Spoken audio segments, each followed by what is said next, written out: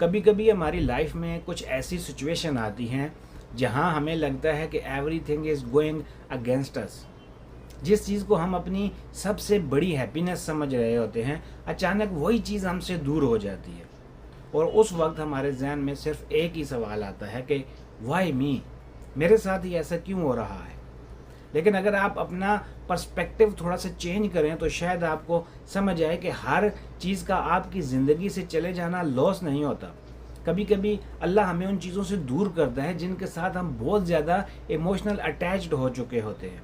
इतना कि आहिस्ता आहिस्ता वही चीज़ हमारे और अल्लाह के दरमियान एक बैरियर बन जाती है। हम किसी इंसान को अपनी पूरी दुनिया समझ लेते हैं, किसी रिश्ते को अपनी हैप्पीनेस बना लेते हैं, किसी ख्वाब को अपनी ज़िंदगी का पूरा पर्पस समझ लेते हैं, और फिर जब वही चीज़ हमसे छिन जाती है तो हमें लगता है कि हमारी पूरी दुनिया ख़त्म हो गई है। लेकिन